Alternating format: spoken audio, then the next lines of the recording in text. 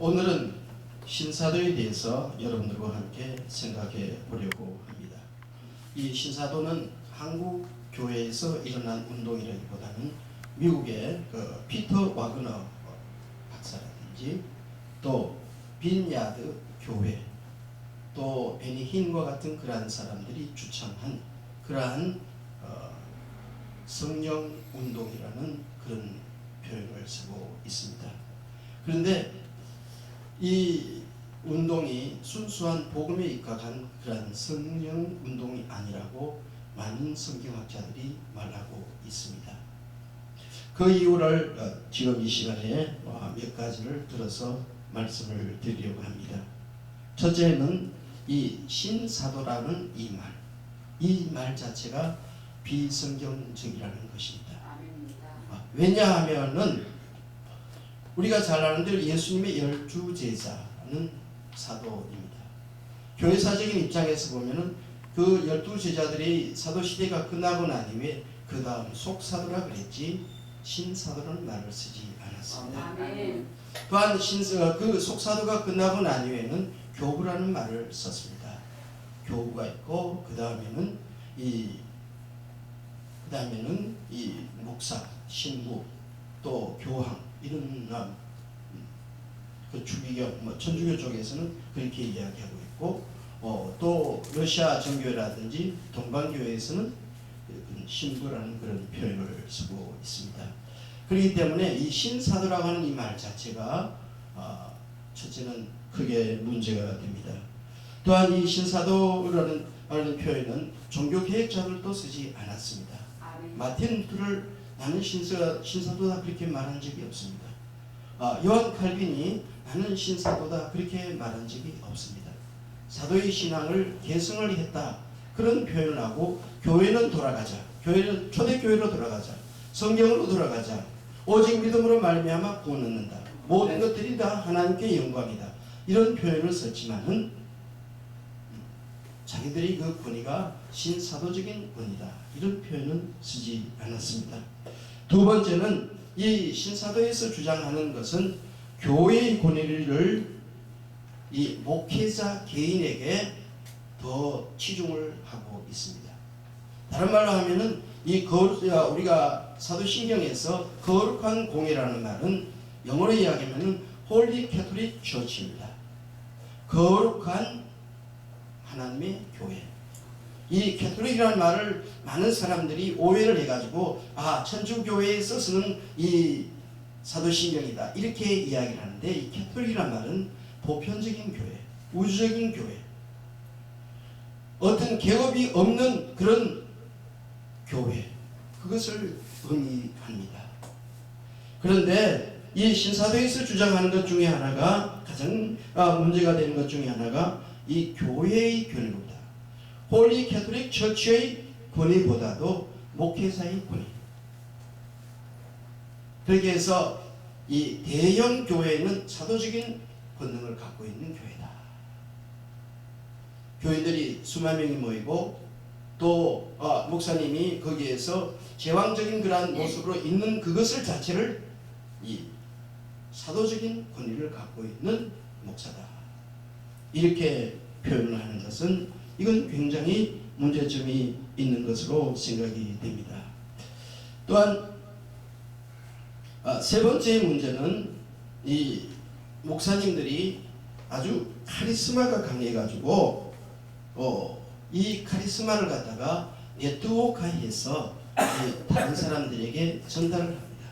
이 표현은 무슨 이야기냐면은 이 신사도에 속해 있는 그런 그룹들이 모여서 거기에 어떤 교회 목사님이나 이런 성도들이 와서 거기에서 교육을 받으면은 이 사도적인 권능을 계승을 한다.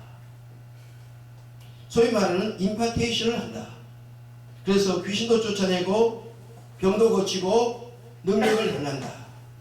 이런 주창을 하는 그 자체가 비성경적이고 신사도적인 이야기라는 것입니다.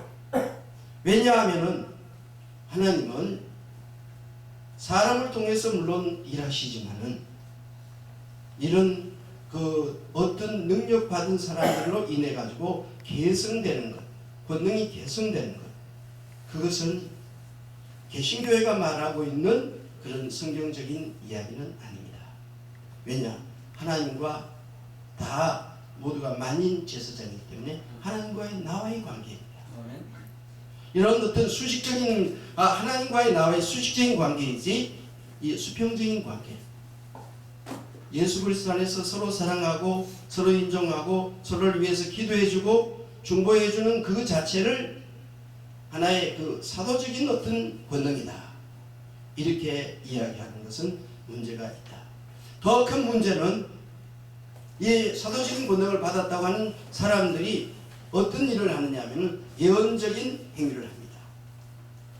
그래서 뭐 전쟁이 언제 일어난다, 몇 년 전에 그렇게 그 누가 미국에서 뭐 홍아무개라고 하는 사람이 와서 그렇게 이야기했습니다. 이것이 좀 더 발전되니까 사이비 이단들이 죽은 안상홍이를 갖다가 하나님의 교회에서는 뭐라고 합니까? 죽은 안상홍이를 하나님으로 모시고 있습니다. 통일교회에서는 어떻게 합니까? 죽은 문선명이를 갖다가 재림주로 모시고 있습니다. 이런 것들이 다 어디에서 오는 거냐? 이 사도적인 거기에서 오는 것이다. 이렇게 이해하시면 되겠습니다. 그것뿐입니까? 또 어떤 교파에서는 자기 스스로가 보혜사라고 합니다.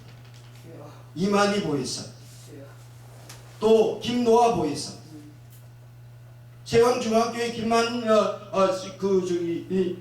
그 사람 이름이 맨 처음에 이름은 지금 암기했는데 이름을 바꿨어요. 내가 노아다.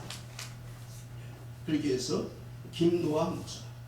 그게 그 교회 교인들에게 뭘 이렇게 임명장을 준데 보혜사 김노아, 김풍일, 뭐 이런 식으로 이야기하는 거예요. 이게 바로 어디에서 오느냐? 자기는 하나님께로부터 직접 계시를 받았고 하나님이 나에게 권위를 부어줬다. 성경하고는 관계없습니다. 성경이 뭐라고 하든지 나는 하나님께 직접 계시를 받았어. 그렇기 때문에 나는 절대자야. 이런 사상, 이것이 문제가 되는 것입니다. 또한 이 신사도에서 이야기하는 것 중에 가장 큰 것이 뭐냐? 귀신을 쫓아낼 적에 쓰러진다. 저도 그 인천중앙교회에서 변인이 와서 설교하고 난 후에 막 기도할 적에 이게 샤 하니까 여기 있던 사람들이 다 넘어지더라고요. 예. 그게 다 넘어진 게 뭐냐? 성령 체험이다. 다 넘어진 게 귀신 쫓아내다. 다 넘어지는 것이 하나님의 큰 권능의 역사가 임했다. 그 넘어지지 않은 사람은 어떤 사람이냐? 아직도 회개하지 않고 그 심령이 악해가지고 넘어지지 않는다. 이렇게 판단하는 것. 이거는 성경에 없는 이야기라는 것입니다. 또한 이러한 그런 체험적인 것, 이거 아주 초자연적인 것, 이런 걸 하다 보니까 성경을 무시합니다.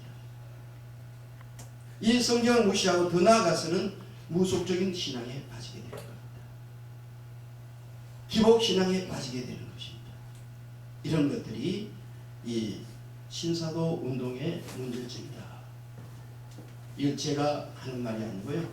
숭실대학에 기독교 기독교 대학원이 있습니다. 거기에 김영환 교수라는, 그래도 한국에서 최고의 교수가 신사도에 대해서 쓴 글을 제가 읽었습니다. 신사도에 제가 가는 책이 여러 권 있는데 그걸 다 읽고 이야기하다가는 제가 헷갈려가지고 이야기를 못하겠더라고요.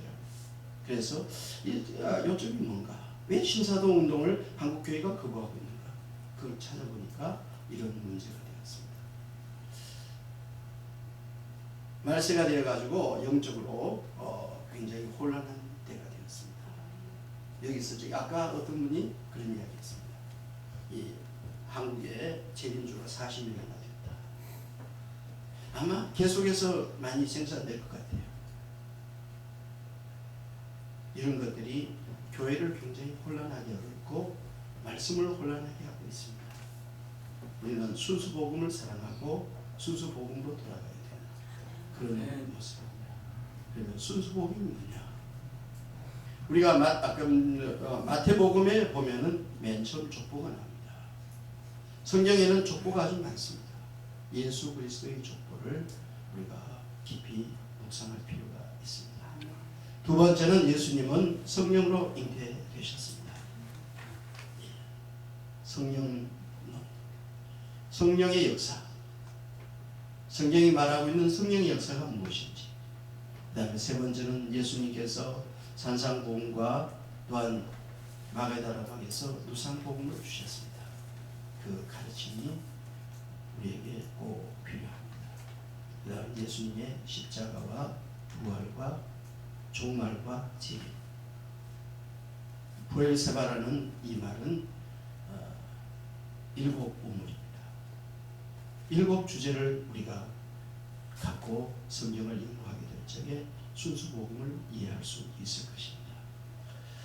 바라기로는 이 신사도 운동에 자칫 빠지게 되면은 쉽게 사이비 이단에 빠지게 되고, 사이비 이단인 줄 모르고 그런 운동을 하게 됩니다.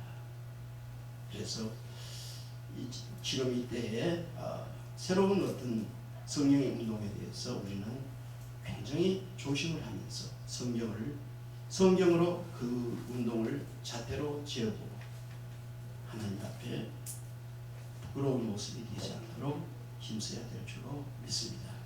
감사합니다.